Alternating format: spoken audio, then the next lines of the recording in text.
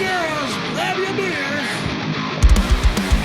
Hey everybody, this is Charlie from Anthrax, and you are listening to today's Boondoggle. This is Mark Metcalf, and you are listening to today's Boondoggle with Bailey on Domain Cleveland Radio. You are listening to today's Boondoggle with Bailey on Domain Cleveland Radio. Yes, Kato Kalin listens to this all the time. Welcome to today's Boondoggle. Now here's your host.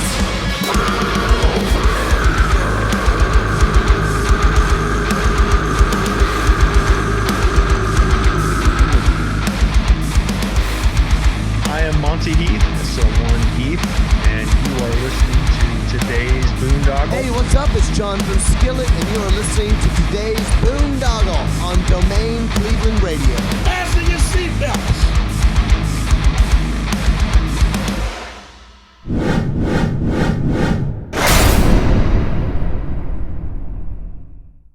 Louder Than Life, September 21st through the 24th in Louisville with Foo Fighters, Green Day, Tool, Avenged Sevenfold, Godsmack, Limp Bizkit, Pantera, Queens of the Stone Age, Weezer, Megadeth, Turnstile, and many more. Get your passes on sale now at louderthanlifefestival.com. What's going on, everybody? It's Bill Bailey with today's Boondoggle. And real quick housekeeping note, if you're watching us on YouTube or Rumble or BitChute or Odyssey, please hit that follow and subscribe button.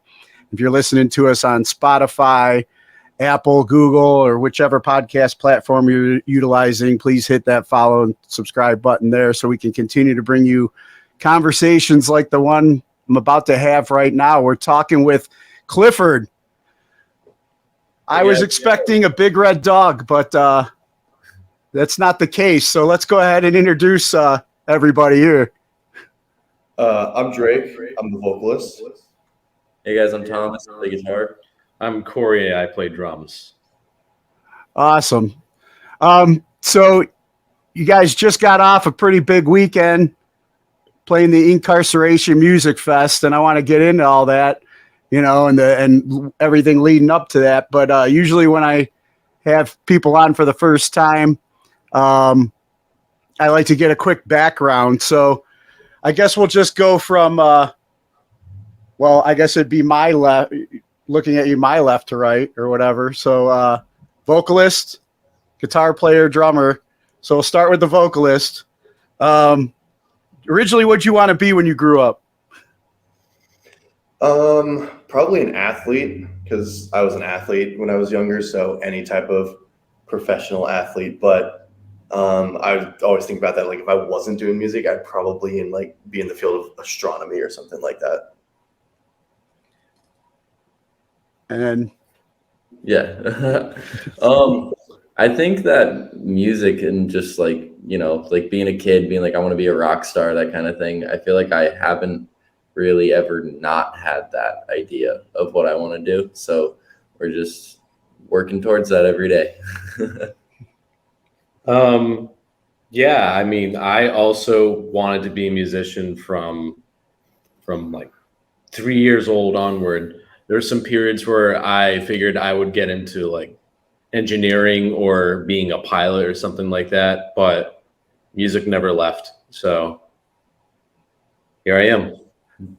And then, like, when you guys, you know, like, first kind of, like, discovered music and, like, it hooked you in, do you remember, like, who it was you were listening to and what, like, lit that fire? Yeah, for me, it was definitely just, like, listening to, like, Van Halen in the car with my dad. That was, I know that was, like, a defining moment. It's, like, that's awesome. I want to be able to do that kind of thing.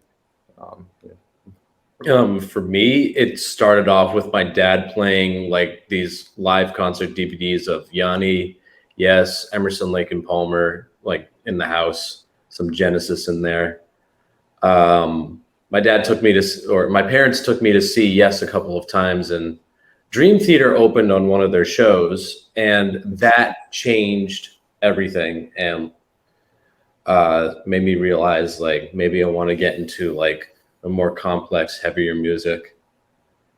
Kind of destroyed my music taste going forward, but set the bar high, huh? yeah, unfortunately. And then, like, what was the? I mean, where are each of you guys from? Originally, I'm from Southern California.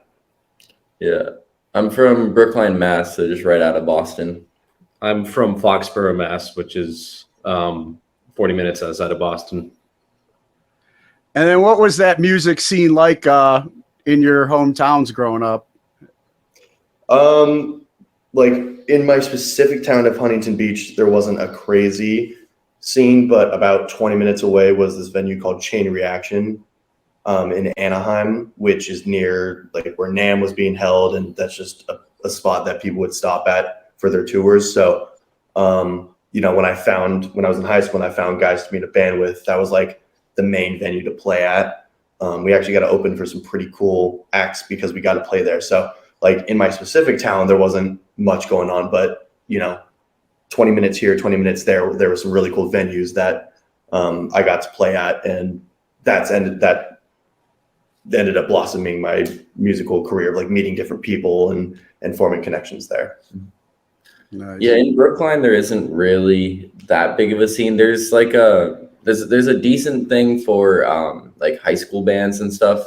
There's like a Brookline Teen Center, and that's where there's just like, you know, just all like the friends who make bands with each other kind of thing performs there. But there was never really that big of a metal scene, so I didn't really fully experience like the being in a metal band thing until I got to Berklee. Yeah, bouncing off of what Thomas said, I also didn't really find a metal scene until I got to Berklee. But Foxborough, especially the public school system, was known for having a very strong music program, particularly in like the jazz scene.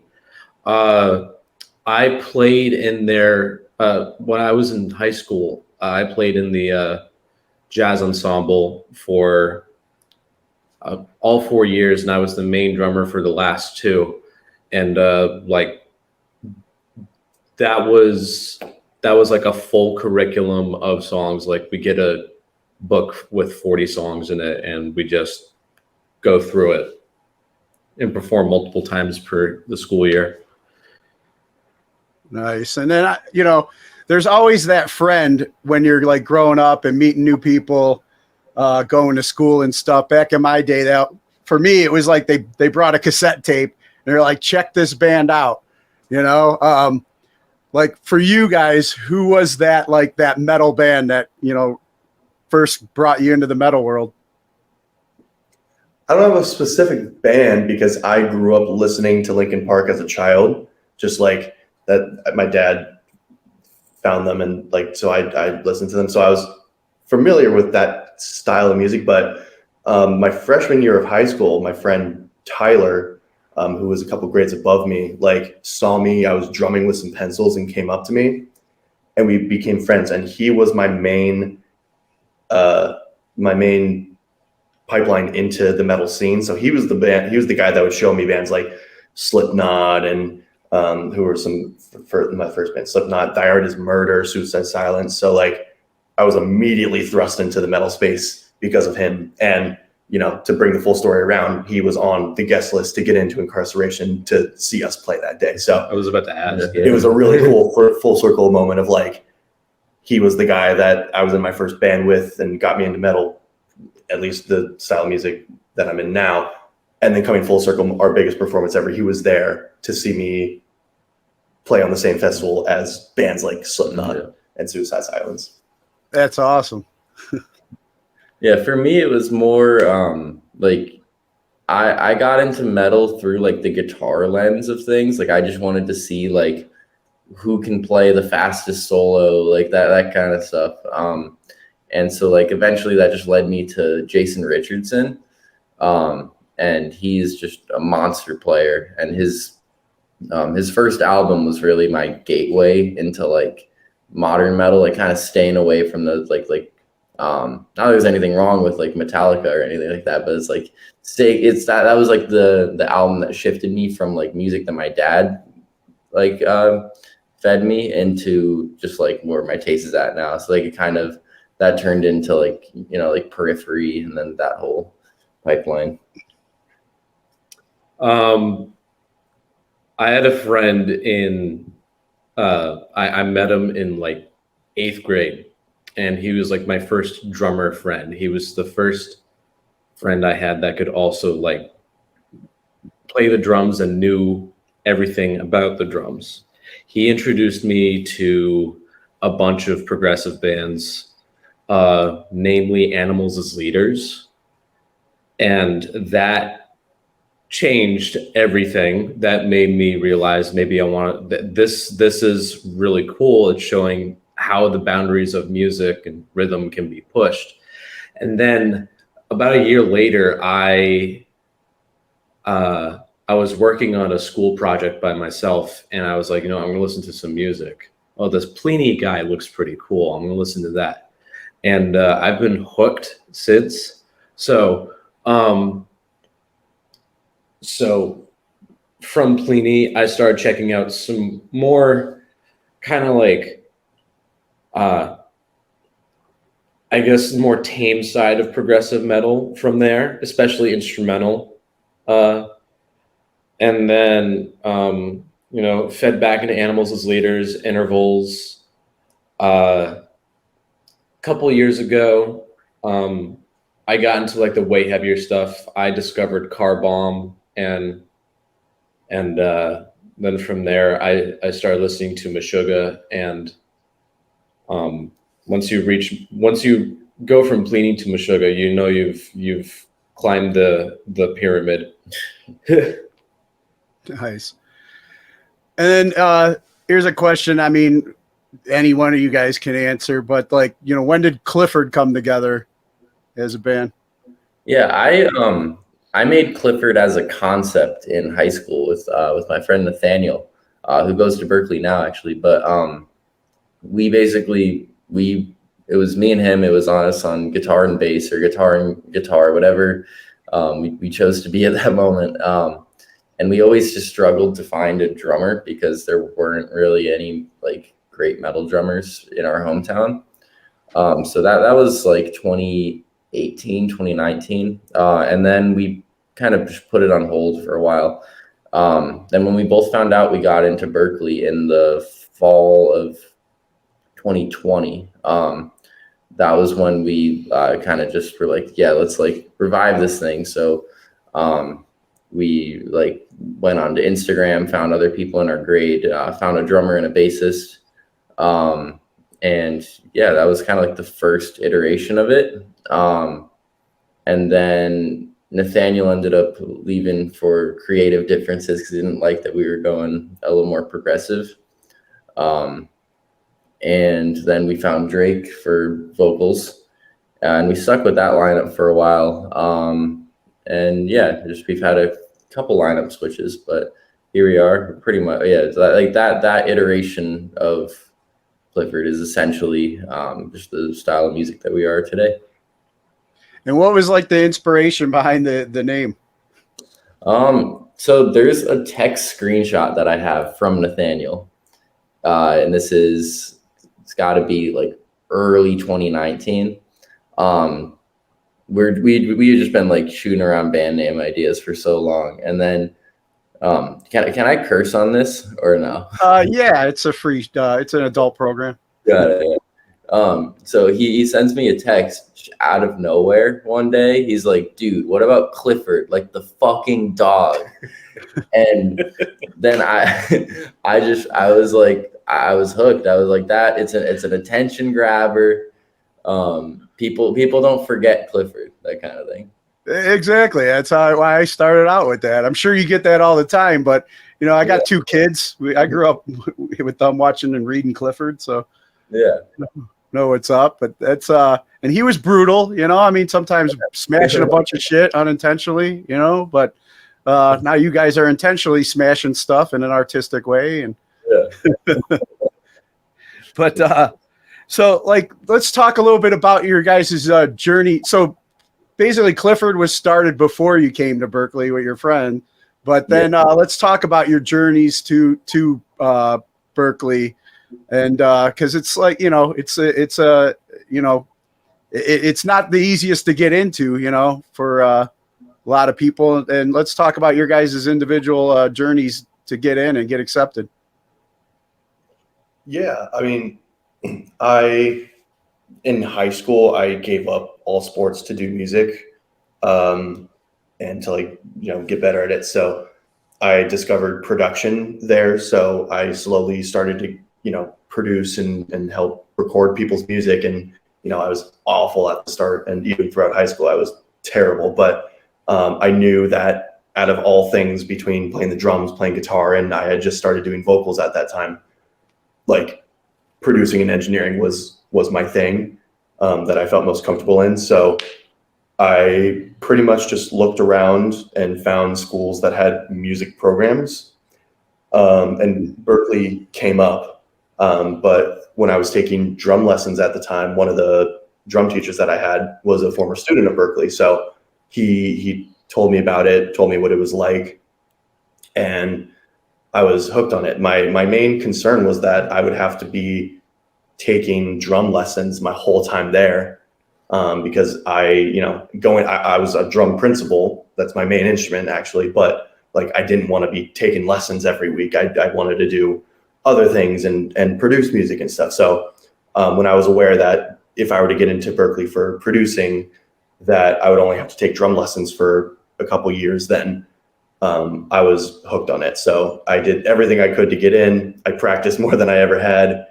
I auditioned. My audition was fine. Like, it wasn't anything crazy, but I'm very confident that it was my interview that got me into Berklee, because I had taken 4 years of this class in high school that combines your history and English into, like, this business thing, where you do a lot of public speaking and a lot of different projects. So I was, like, ready to talk about myself, and I feel like that was the main thing that got me into Berklee.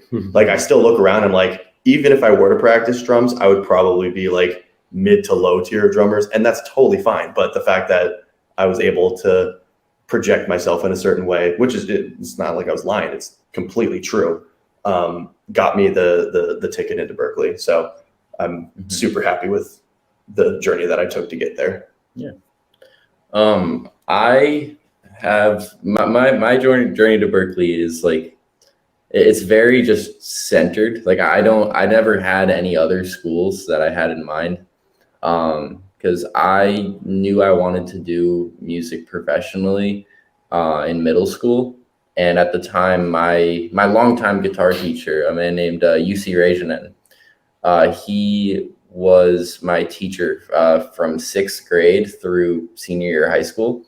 And he was a Berklee grad. And he basically, he very much just guided me on my journey to Berklee. Like, I had 2 meetings with him every week. I had just my normal guitar lesson, but then I also had just like a music theory class that was centered on guitar. So, like, kind of just taking the stuff that Berklee teaches you in the classroom and just putting it on the fretboard.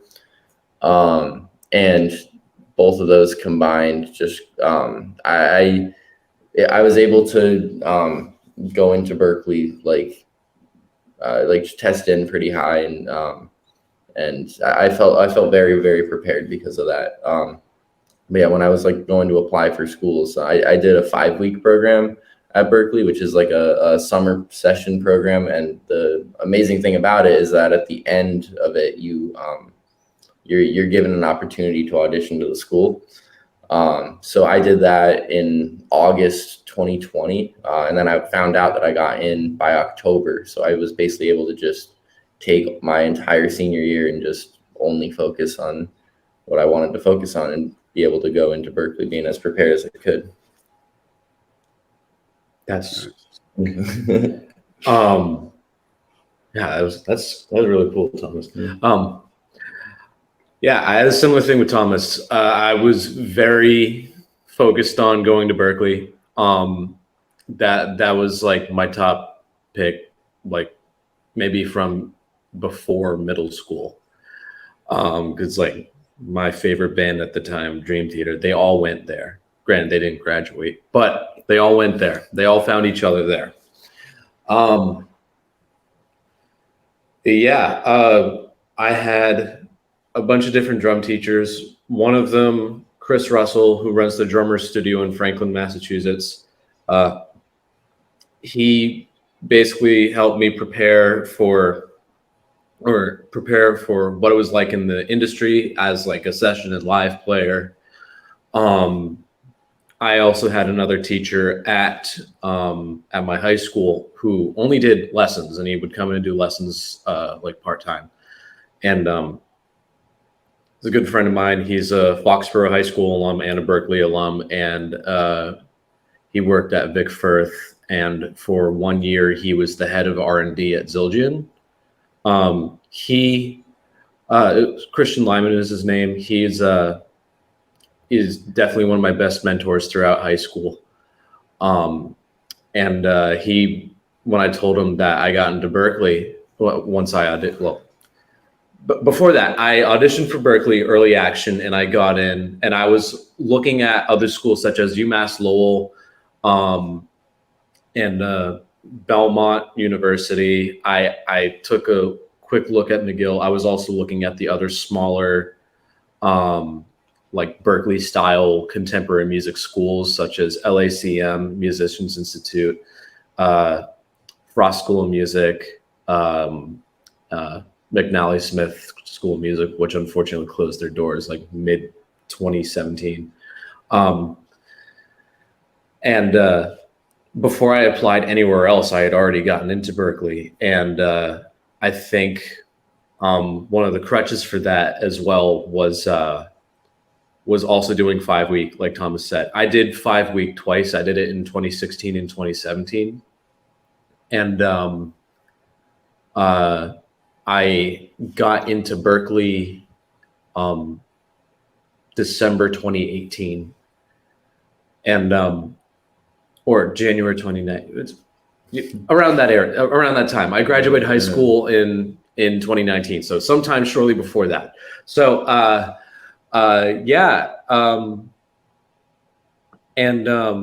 doing 5 week also really helped boost my experience there because I ended up testing out of a few ear training classes. I got a bunch of transfer credits from 5 week. Had I known that sooner, I would have been able to graduate earlier, but hey, living to learn. But I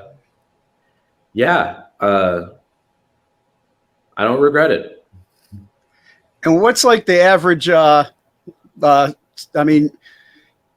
what's the average like semester like there, when you guys come into Berklee? Pain. Like musical boot camp? To an extent, yeah. I kind of have a different experience of that. I love the Berklee semesters. Like, it kind of just feels like music summer camp, but it's like real school. And I don't know. I just like I've never enjoyed school like ever in my life, and so anytime school doesn't feel like school, it's always good for me. Nice. I don't know. Yeah, I feel like Berklee's different in most other schools because they work off the credit system. So this class is 1, 2, or 3 credits. But when you first get put into Berklee, you need to take an ensemble where you play with other people. You need to take private lessons where you take private lesson.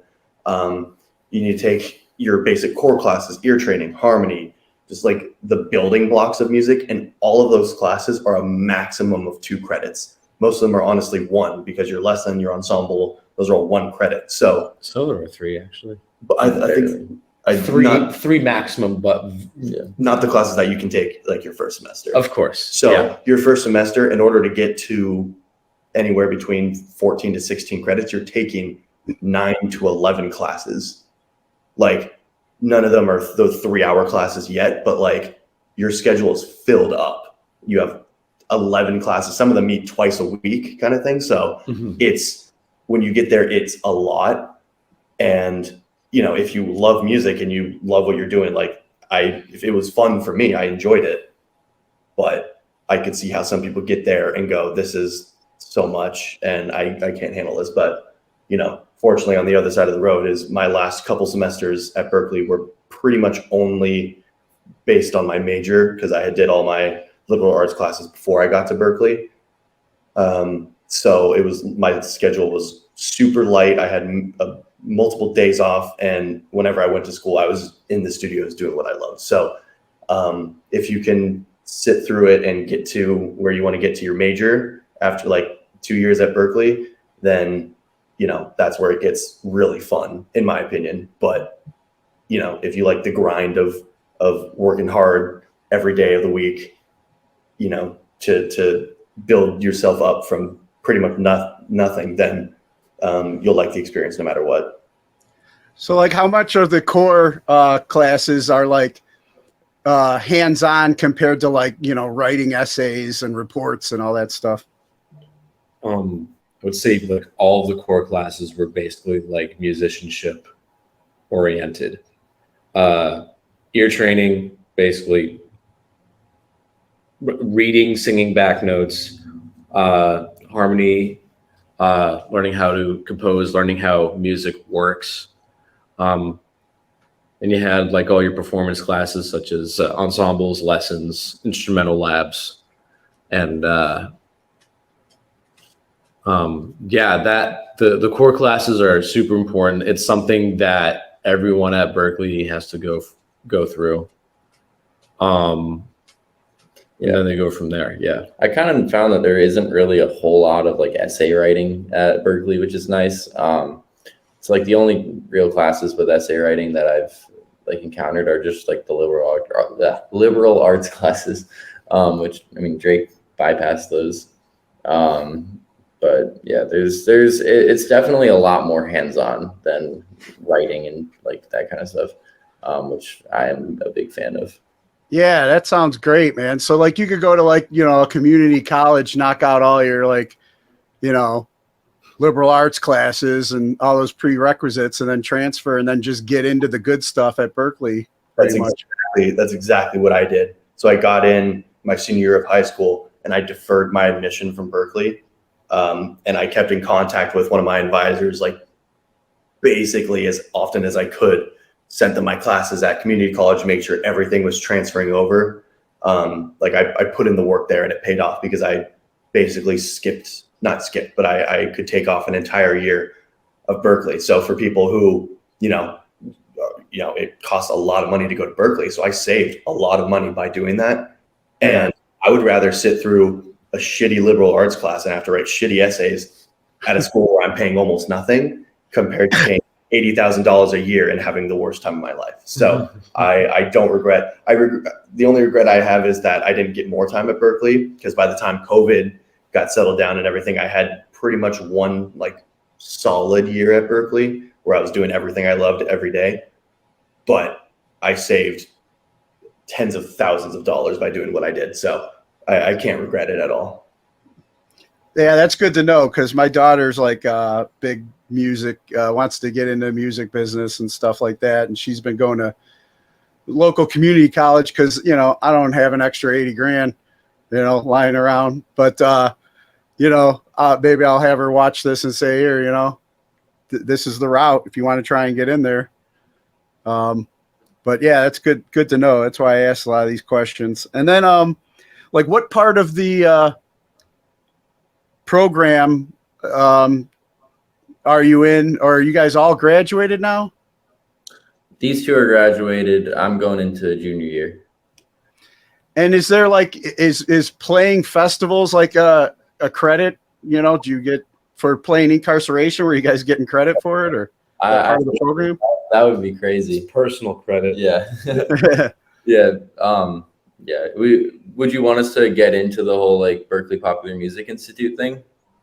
Yeah. So that is a program that Berklee has, which is awesome.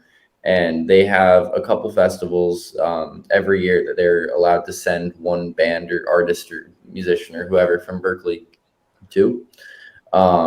And it's this big like application process and part of the class, because the Popular Music Institute is a class, like there's students that are generally on like the music business side of things that are in that class, and the big chunk of like the first part of it is them like picking which bands they're going to send to the festivals, using whatever formulas and stuff that they use to determine that. And we were just lucky enough to be able to get that role for Inkcarceration.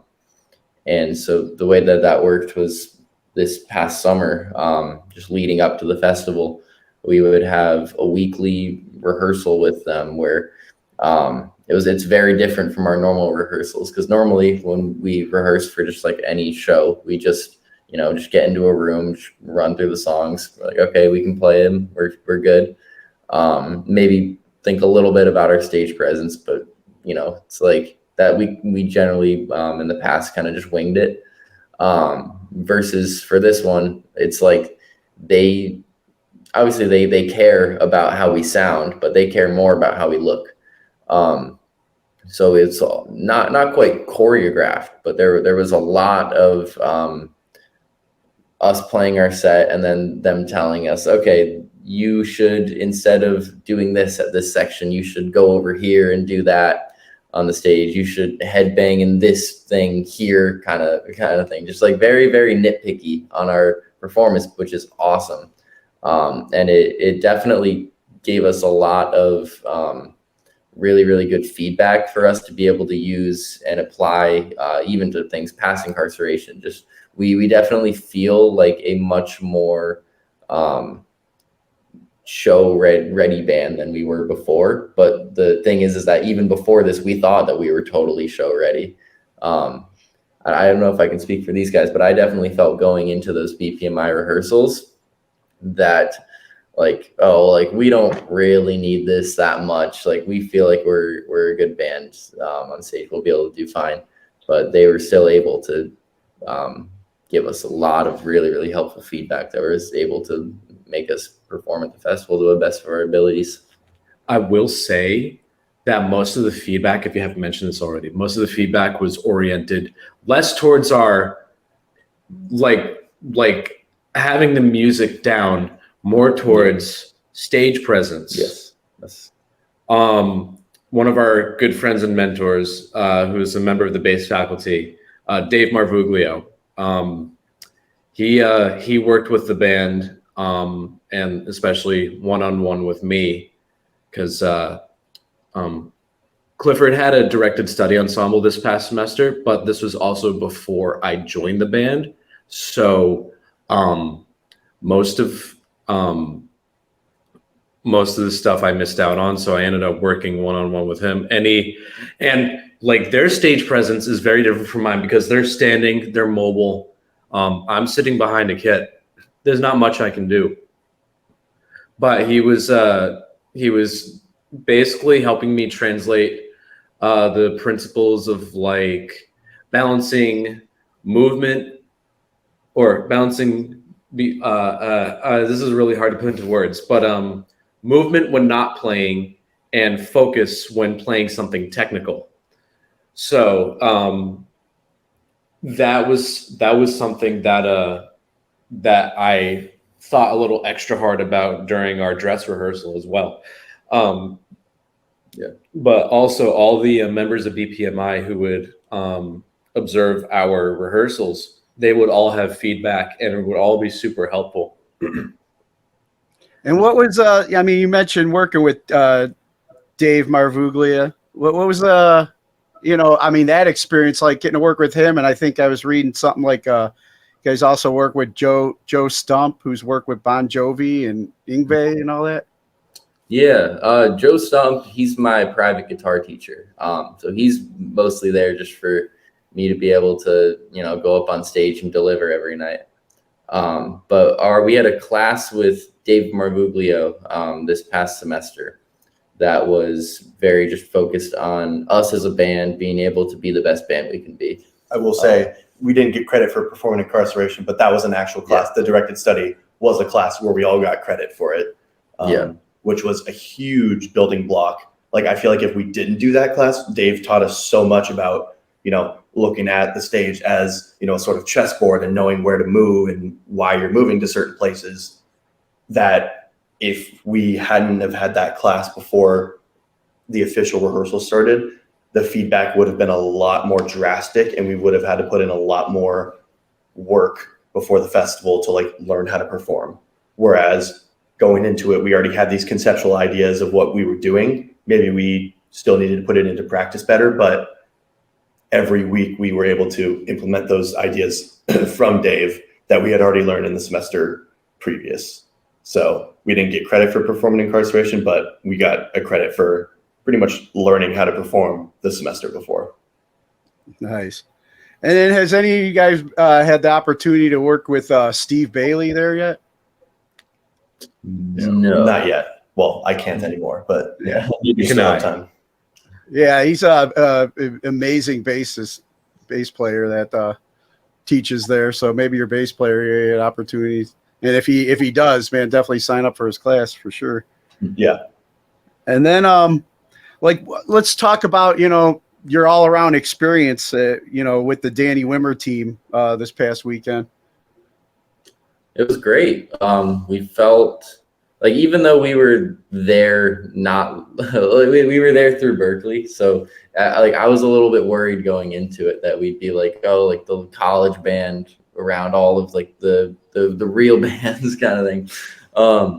But they were very, very accommodating. We felt just as welcome as any other band. We had our own like trailer set up there.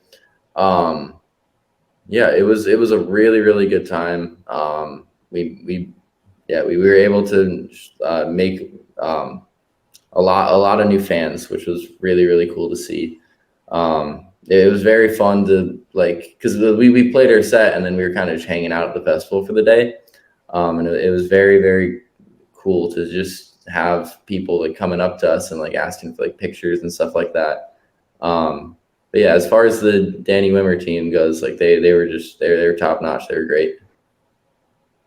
Nice. And then like your all around incarceration experience, like what do you think you're gonna take from it? I think going forward, we're kind of just trying to ride the wave. Because we definitely don't want to play something like that and then be quiet for a while. We 100% are trying to just gig as much as we can. We currently at the moment have a single that is nearing its final stages, and we will hopefully be announcing that soon. And then we have a very strong EP that we are also working on in the background. So I think at this moment in time, we're just taking a second to plan our next steps and trying to just market things as best as we can. And basically just trying to, another thing that's going to be huge is being able to use the fact that we have played Inkcarceration to get us future opportunities.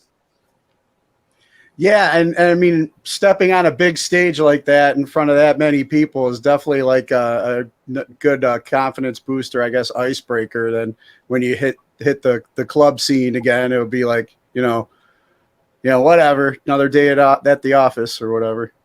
Yeah, butterflies are probably gone now, huh? Yeah. Last night we played a show in Philly, and it was very, very humbling to go from just like a huge show like Inkcarceration, our biggest one yet, going back to just like a little hole in the wall venue that like barely anyone shows up to kind of thing.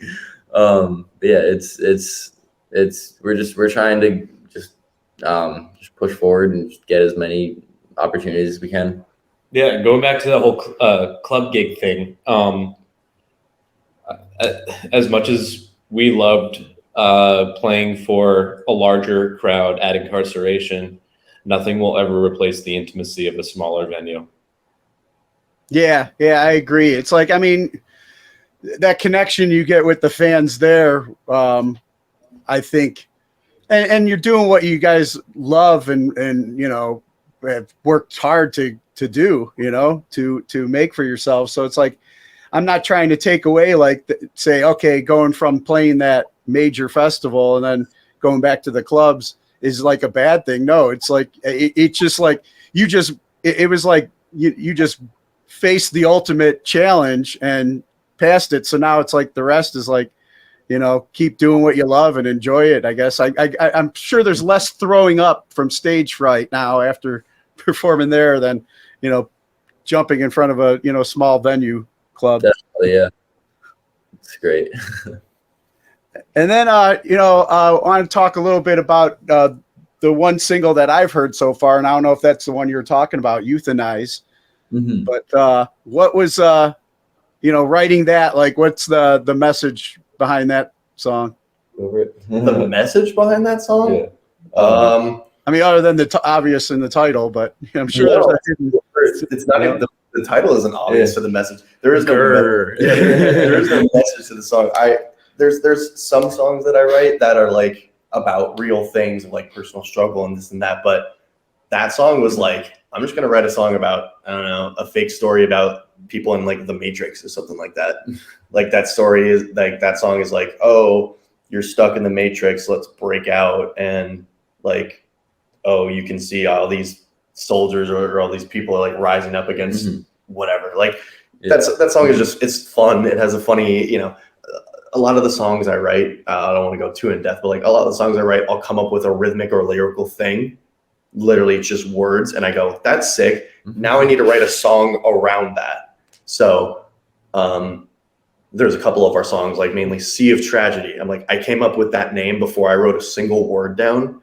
And I had the part where there's no instruments and it's just me saying Sea of Tragedy. I had that written. So now I go, how do I write a song around something that's called Sea of Tragedy? And I ended up doing that. So I'm not the kind of guy, I know there's many lyricists who like write poems and stuff about things and that translates to lyrics. Like that's not what I've been doing so far. I literally, these guys will come up with a song. That was the thing with Euthanized, it was instrumental. It had everything pretty much written. And I came up with a rhythmic idea or lyric. I don't know which one I came up with first, and then just had to build a song around that and came up with a meaning, if there's any real meaning to that song, as it was being written. Yeah. Another thing with just Euthanized in general, that song was our first ever single that we ever put out. And it was, we had we have an album called Soulless that has 11 songs on it. And we were given an opportunity during my first year at Berklee through just someone we met on Instagram who needed a song recorded for a project.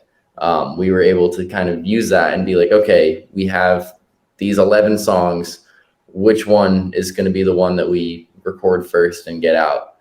And so it was just a really cool opportunity, and I hope we made the right choice with selecting that one. Nice. And then I want to ask you guys some of the questions I normally ask guests, and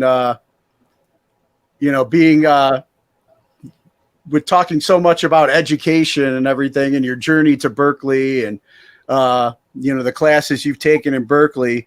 What class do you feel should be mandatory before graduating high school today?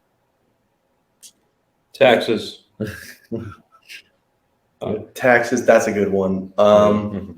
Probably like some sort of class around like team building.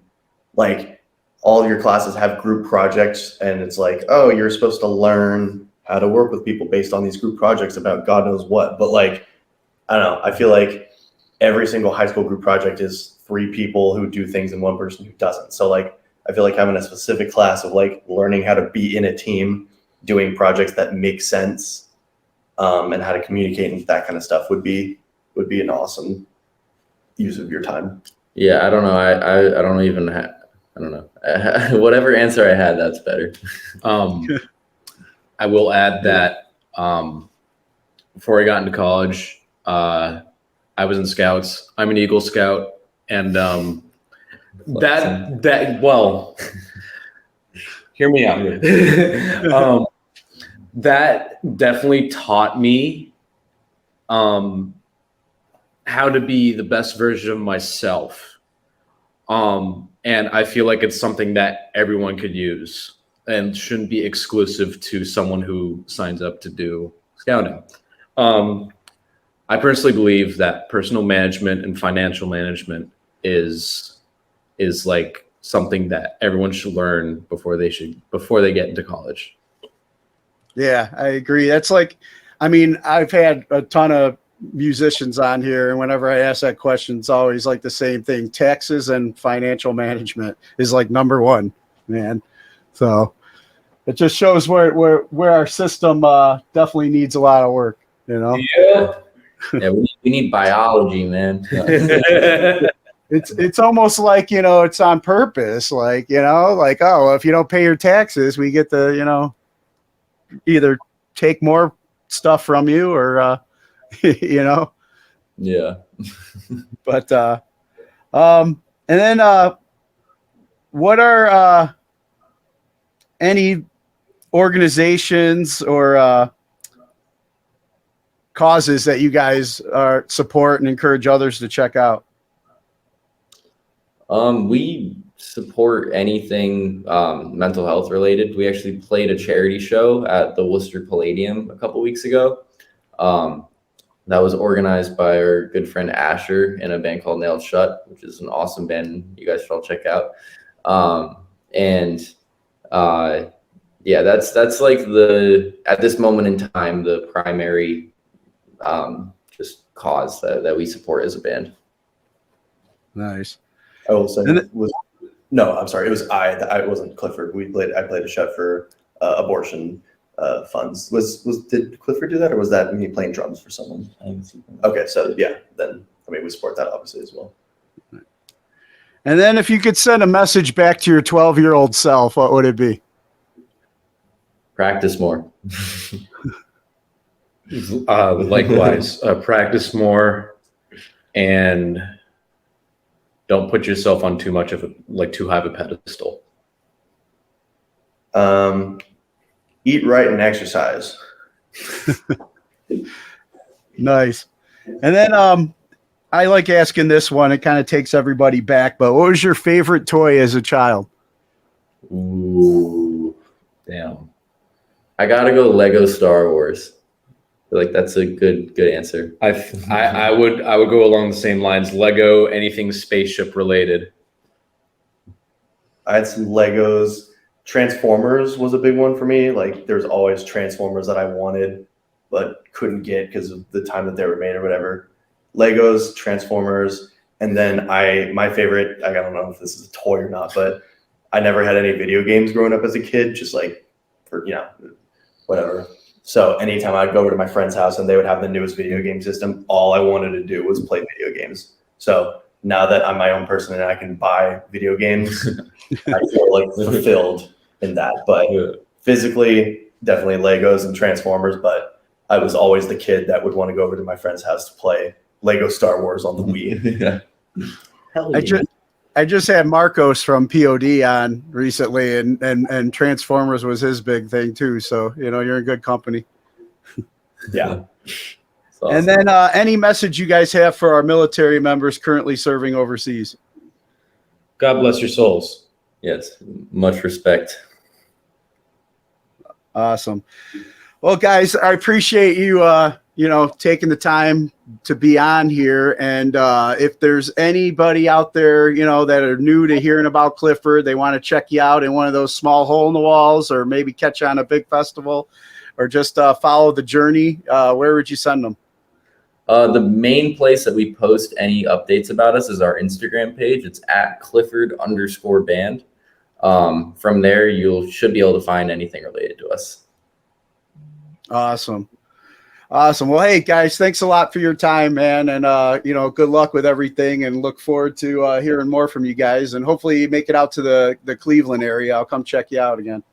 Yeah, sure. Thank you so much for having us. We really appreciate it. All right. Take care. Bye. Bye.